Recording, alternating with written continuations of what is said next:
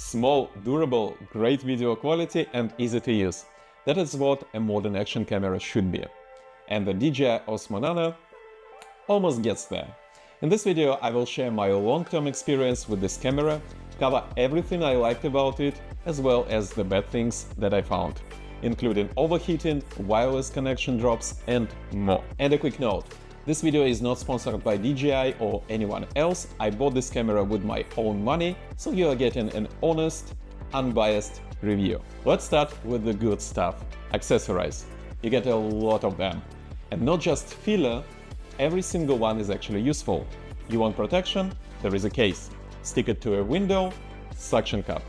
Use your tripod, just unscrew one part. Mount it on your chest, got a pendant for that.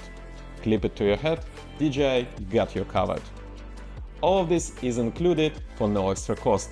And the camera module itself is magnetic on both sides, so you can attach it to any metal surface if you don't want to bring mounts. But let's talk about the design. DJI Osmo Nano consists of two parts. The dock with screen, SD slot and USB port, and the camera module, which is tinier, like AirPods-Tiny. And that is a huge plus. When your camera is this small, you have no excuse not to bring it. Morning jog, grocery run, walk in the park, it fits anywhere. The removable lens cover and case make it easy to experiment and capture creative angles. And this little thing is surprisingly durable.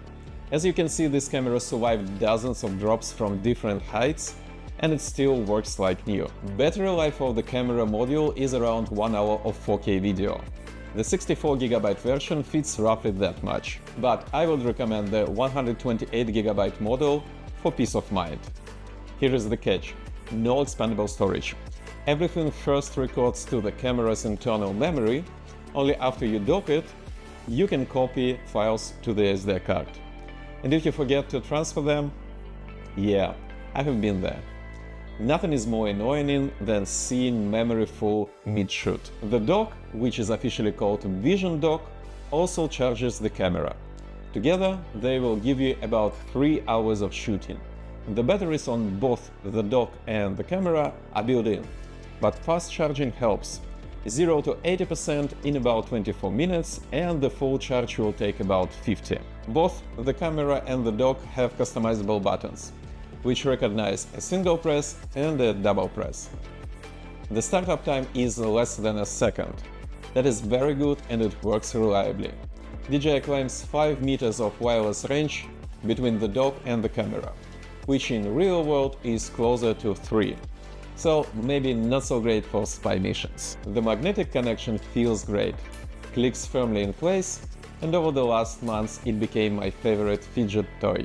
As I mentioned, the camera is very light, just 52 grams, and the dock is 72 grams. The screen is bright enough for sunny days.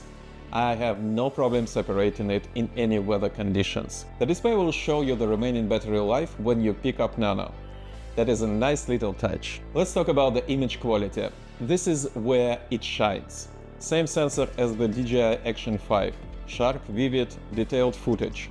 Shoots up to 4K 60 frames per second with 8-bit and 10-bit color. And additionally there is D-Lock M10-bit for color grading. Stabilization or RockSteady works amazing.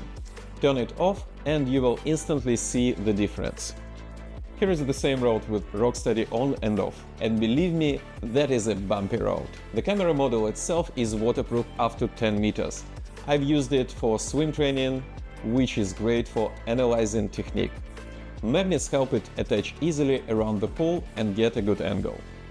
The slow motion is up to 120 frames per second in 4K and 200 frames per second in 1080p. Time-lapses work great. I use this mostly to record my bike rides. This won't take too much memory to store and still have something to remember.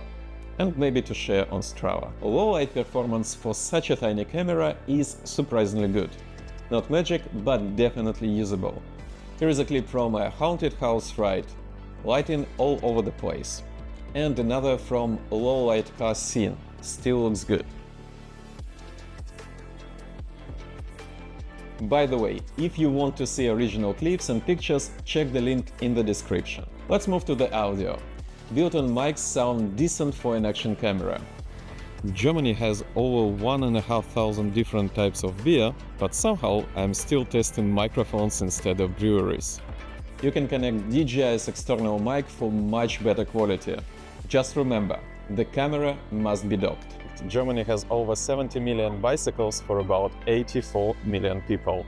That's basically one bike for every person, plus a few extra for people like me who keep upgrading gear. Now let's talk about things that are not so great, starting with overheating. The camera overheats after about 15 to 20 minutes when standing still, every time. As you can see, the camera just sits here and it's about 22 degrees Celsius in the room. Yet after 15 minutes we get the warning. However, if there is airflow, like on a bike, no problem. I was able to shoot for the whole hour without any problems or overheating while moving. The second thing is wireless connection issues. Sometimes the dock stops seeing the camera for no reason. I attach it to the dock, it works. I remove it from the dock shows nothing. That happened to me multiple times, I have no idea why it happens. Reboots don't help. The bug goes away by itself in an hour or so. File transfer can be buggy too. Sometimes it says one file didn't copy even though it did. Formatting doesn't fix it. And as I mentioned earlier, built-in batteries mean limited lifespan, about 2 or 3 years before noticeable degradation. Lastly, DJI changed the position of the mounting magnets, so all the accessories technically fit but require a bit of force. The good news, new mounts can attach both ways. No more guessing the right orientation. Now let's talk about the price. There are two versions available. 128GB costs here in Germany $299. Version for 64GB costs $279.